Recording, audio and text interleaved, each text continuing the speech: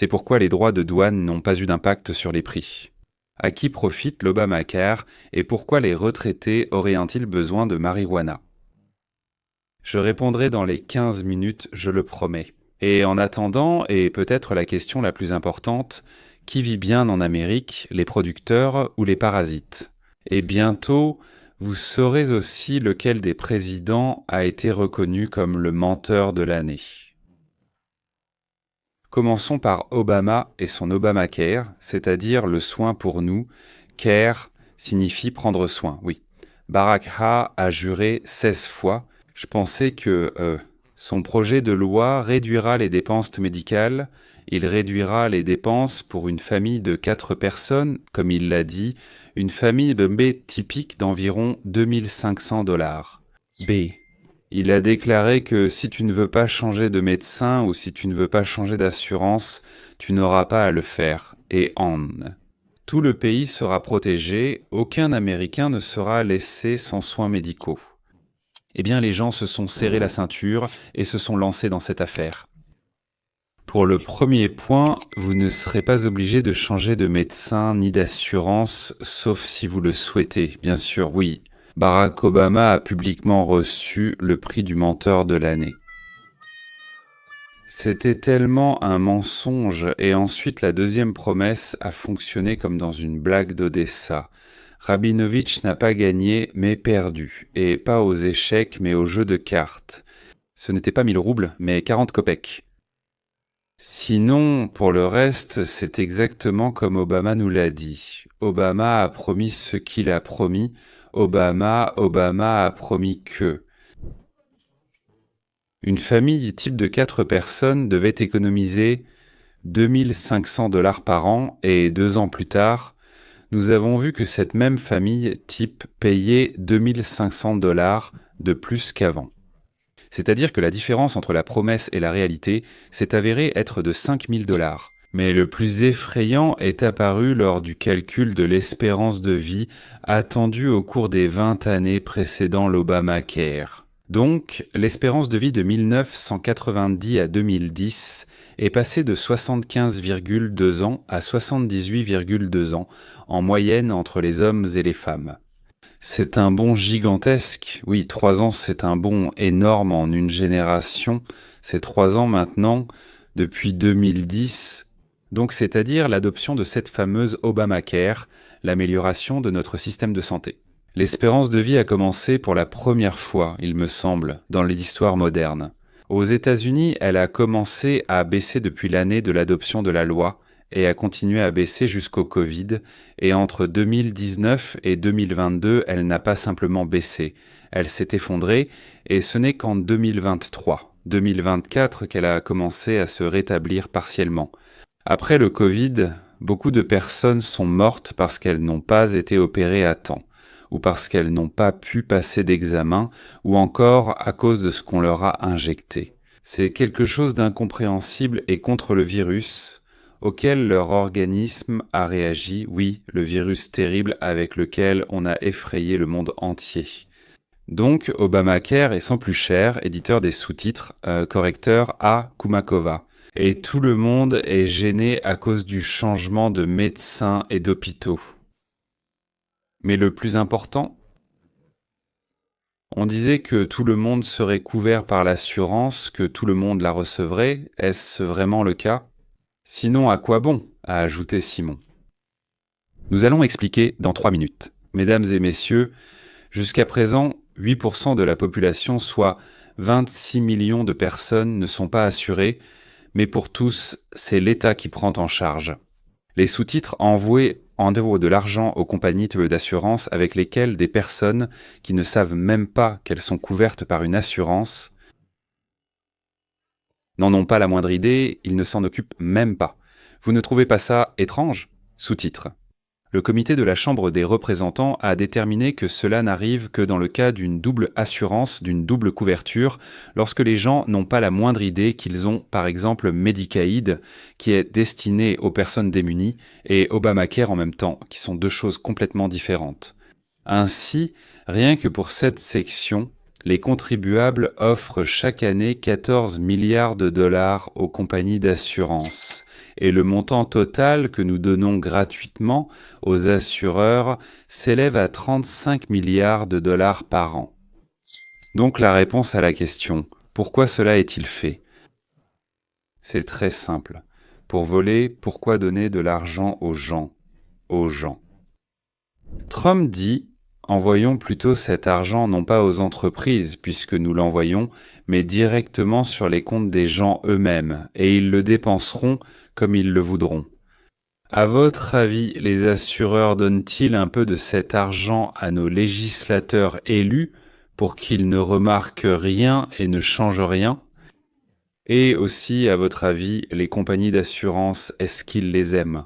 Trump n'est plus là pour proposer au Congrès de reprendre cet argent aux assureurs, alors que font les compagnies d'assurance? Elles passent par des publicités coûteuses, notamment dans la presse, dans les médias. Elles versent des pots de vin à tous les journaux, aux publications en ligne, à la télévision. Dès que quelqu'un au Congrès ou au Sénat commence à soulever cette question, il subit un déluge de mensonges de la part de la presse, et il se tait. C'est le bâton et la carotte, ce sont les contributions aux campagnes électorales des bons membres du Congrès. Savez-vous comment différencier un bon d'un mauvais? Un bon, c'est un député qui ne s'oppose à rien et qui défend les intérêts, non pas des gens qui l'ont élu, mais de ceux qui le paient. Qui vit bien en Amérique? À votre avis, et qui vit bien et merveilleusement en Amérique? D'abord, les assureurs gagnent des milliards pour rien, tout simplement, pour rien. Ensuite, oui, les élus, on les achète tout le temps. Troisièmement, c'est bien d'être bureaucrate. Il est presque impossible de renvoyer un fonctionnaire. Là-bas, ils ont organisé un syndicat, c'est une idée absurde sur un syndicat de fonctionnaires, c'est de la folie. Mais bon, le syndicat les protège, il leur prend de l'argent, oui, mais il ne les laissera pas se faire renvoyer. Maintenant, dans le gouvernement fédéral, les employés reçoivent un salaire, plus une pension, plus des avantages qui sont supérieurs à ceux du secteur privé. Le total de tout ça, peut-être que le salaire lui-même est un peu plus bas, mais en réalité, disons, c'est presque toujours pareil ou même plus élevé. Mais néanmoins, toute cette combinaison, toute cette somme, elle est nettement meilleure que dans le secteur privé. Dans le privé, tout dépend de la rentabilité et de la chance. Et si en plus le propriétaire d'une petite entreprise d'ailleurs, nous avons 5 millions de petites entreprises en Amérique. Oui, alors tu risques tout le temps de perdre ton entreprise, de perdre ta maison, de perdre ta retraite, de tout perdre. Ainsi, aux États-Unis, comme en Europe depuis longtemps, il est désormais plus avantageux de travailler de 9h à 17h, ne rien avoir à assumer, ne se soucier de rien et oublier le travail dès que tu franchis le seuil de l'établissement. Donc il vaut mieux vivre quand tu n'as aucune responsabilité. On ne peut pas te renvoyer. Les retraites et avantages sont garantis, comme en Union des républiques socialistes soviétiques, non. Oui, vivez donc comme vous voulez, l'essentiel c'est de ne rien dire, même de ne pas penser au pouvoir soviétique, dormez tranquillement et le service continue.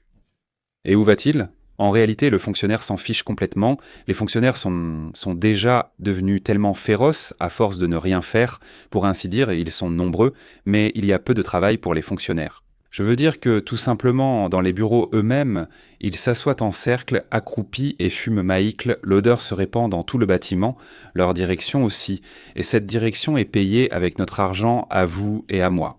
Pendant ce temps, il prend des bains de champagne aux Maldives. Fumer ou boire, et si fumer, alors quoi? Après des décennies de débats, de discussions animées, la population s'est divisée en deux camps ennemis.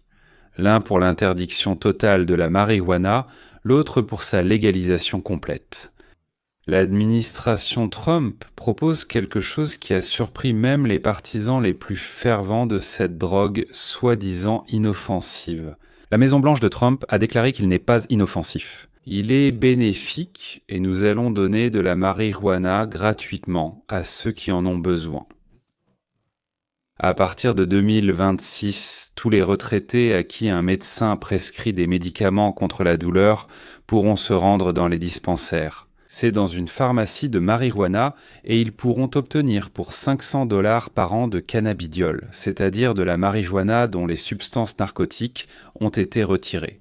Mais, comme nous le savons très bien avec les tickets alimentaires, si tu insistes beaucoup, ils feront semblant de te donner du cannabidiol, alors qu'en réalité, ils te donneront un bonbon délicieux ou une petite cigarette tout aussi savoureuse. Personnellement, je ne suis pas contre. Je suis juste un peu abasourdi par cette situation.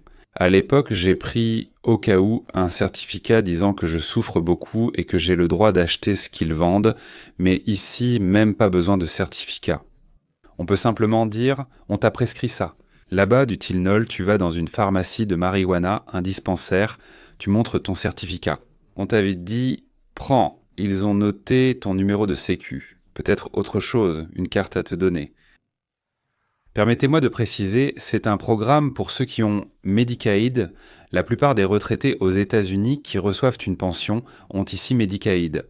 Elle est expérimentale et selon différentes études, elle peut réduire considérablement l'utilisation des opioïdes, ce qui signifie qu'elle peut les remplacer par du cannabis inoffensif. Je pense que beaucoup de mes aînés, mes contemporains, les enfants des années 60, accueilleront cette nouveauté avec joie. Ils ont beaucoup aimé l'idée de la baisse des prix des médicaments prescrits par les médecins, donc ce sera en quelque sorte un double plaisir. Et les médicaments. Maintenant, je vais expliquer comment acheter des médicaments moins chers, 2 fois moins chers. Tu as acheté des médicaments moins chers, reçu de la marijuana gratuite et fait la fête. En fait, au début de l'année 26, un portail va s'ouvrir, il s'appellera Trump. RX, c'est une pharmacie où les médicaments seront en moyenne vendus 50% moins cher que le prix que nous payons aujourd'hui. Ce sont des médicaments sur ordonnance, ceux que l'on prescrit. Pas ceux qui sont vendus dans n'importe quelle pharmacie sans ordonnance, mais bien des médicaments soumis à prescription. Pas en vente libre, soumis à prescription. Donc si les pharmacies veulent vendre encore moins cher, les clients iront chez elles, sinon elles perdront des clients. Donc ceux qui vont payer via Medicaid, encore une fois, c'est le système de soins médicaux pour les personnes pauvres. La réduction ira jusqu'à 85%, pas sur tout. Évidemment, ça commence avec les médicaments d'une seule entreprise, Pfizer, puis d'autres fabricants seront ajoutés, mais Pfizer a déjà une gamme assez large de produits disponibles. Mais qu'en est-il des médicaments fabriqués à l'étranger, puisqu'ils sont soumis à d'énormes droits de douane, allez-vous dire? Nous prévoyons d'imposer des droits de douane de 10 à 15 sur les médicaments provenant de l'Union européenne et de 150 à 250 sur ceux venant de Chine. Auparavant, tout ce que nous importions, les médicaments, toutes sortes de produits pharmaceutiques, n'étaient soumis à aucun droit de douane, et nos médicaments n'étaient pas non plus taxés dans les autres pays. Mais maintenant, si je comprends bien, ils vont commencer à être taxés, du moins dans les pays de l'Organisation mondiale du commerce, ils ne l'étaient pas. Alors pourquoi faisons-nous cela? Pourquoi introduisons-nous des droits de douane? Premièrement, nous disons « Produisez ici aux États-Unis d'Amérique et vous ne paierez aucun droit de douane ». Deuxièmement, nous prévoyons de supprimer les impôts sur le revenu des citoyens. Nous avons besoin de l'argent des droits de douane pour financer la police et l'armée. Mais les droits de douane rapportent soudainement tant que, d'ici Noël, 1,5 million de soldats américains seront payés. Page haut, un chiffre étrange va suivre maintenant. 1776 $, un chiffre étrange, oui. En fait, c'est l'année de la déclaration d'indépendance des États-Unis. Et en 2026, nous célébrerons le 250e anniversaire de l'Amérique. C'est le jour de la fondation de la nation et de ses forces armées. De plus, avec ces mêmes fonds, Donald Trump propose d'envoyer 2 000 $ à tous les citoyens dont le revenu est inférieur à la moyenne.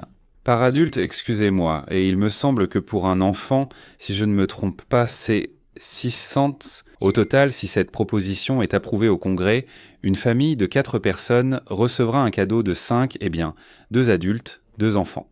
5 200 $ de dividendes provenant des bénéfices, de ces importations, des taxes que nous avons imposées, pour ainsi dire, sur les marchandises importées ici. À mon avis, nous avons passé une bonne semaine. Qu'en pensez-vous, mesdames et messieurs, après qu'Obama et les démocrates nous ont imposé l'Obamacare, en trompant le pays, bien sûr, ils ont promis des subventions qui ont couvert, pour ainsi dire, leurs mensonges éhontés. 5 000 $ par an pour une famille, cela veut dire moins, comme ils l'ont dit, 2 500, mais en réalité, c'était 2 500 de trop, donc une différence de 5 000 $. Donc il a fallu subventionner cela parce que les gens se sont révoltés, et ensuite même cela n'a plus suffi. Et donc, pendant le Covid, jusqu'à la fin de 2025, ils ont adopté une loi sur l'introduction de subventions renforcées, mais Donald Trump ne veut pas prolonger cette tromperie. Il dit que lorsque 2025 sera terminé, ces subventions prendront fin, et si ces subventions renforcées d'OSECAN ne sont pas prolongées, l'Obamacare deviendra 1,5 à 2 fois plus cher pour la classe moyenne qu'il ne l'est actuellement. Et cela signifie que 6 à 7 millions de personnes vont la quitter et commenceront soit à vivre sans assurance maladie, soit à chercher des options moins chères. Et si l'équipe de Donald Trump propose une initiative d'assurance de base, c'est-à-dire en faire une assurance? Parce qu'aujourd'hui, l'assurance maladie n'est pas vraiment une assurance, c'est plutôt une garantie de recevoir tout ce dont tu as besoin en matière de soins médicaux. Prenons par exemple une voiture. L'assurance automobile, on paie une petite somme pour que si tu as un accident, ou s'il se passe quelque chose, ou si on te la vole, tu sois indemnisé. Mais quand tu dois faire le plein d'essence, tu ne vas pas voir l'assurance, ou quand tu dois changer l'huile, tu ne vas pas voir l'assurance non plus. Mais quand il s'agit de la médecine, quoi qu'il arrive, que ce soit pour faire une injection, vérifier si quelqu'un a des vers, ou encore si une dent fait mal, ou au contraire la tête. Ou bien quand tu veux parler à quelqu'un et qu'il n'y a personne, tu vas chez le médecin. Donc tout cela est sans être payé par celui qui reçoit de l'argent de notre part pour cette assurance de nous et de l'État. En d'autres termes, si 6 à 7 millions de personnes se retirent et ne reçoivent aucune assurance, ce sera un énorme coup pour Trump et les républicains. Et s'ils obtiennent une autre option meilleure, ce sera un énorme avantage. Ajoutons à cela qu'ils recevront maintenant des médicaments grâce à Medicare. Certains médicaments seront à moitié prix et en plus ils recevront maintenant ces fameux dividendes. Le nombre d'emplois augmente, les salaires augmenteront très peu en réalité, mais ils augmentent, Dieu merci. Nous avons remarqué que l'inflation baisse déjà. Si elle était de 3 pour l'année, cela compte, mais en octobre, elle était de 3 et en novembre, en septembre, en octobre, nous n'avons pas compté. En septembre, elle était à 3, puis à 2,7 en novembre. Vous pensez que c'est très peu, mais en réalité, une baisse de 0,3 en septembre, c'est une très très bonne diminution. Voilà, c'est-à-dire que nous allons dans la bonne direction, comme on dit, camarades. Donc si tout cela se produit ensemble, bien sûr, la situation économique commencera clairement à s'améliorer et le ressenti des gens par rapport à ce qui se passe dans le pays commencera aussi à s'améliorer. Et il ne manquera, messieurs, que des procès contre les salauds qui se sont acharnés sur nous, sur Donald Trump, sur la démocratie, sur les républicains.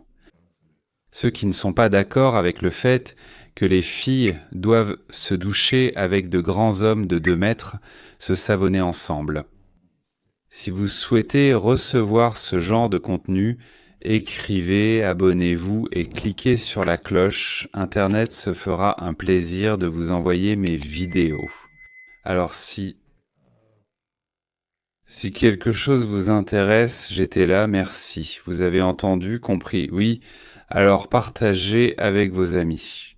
Il faut toujours bien savoir. La suite apportera des surprises et des nouveautés à partager. Éditeur et correcteur de sous-titres. Au revoir, l'Oceva.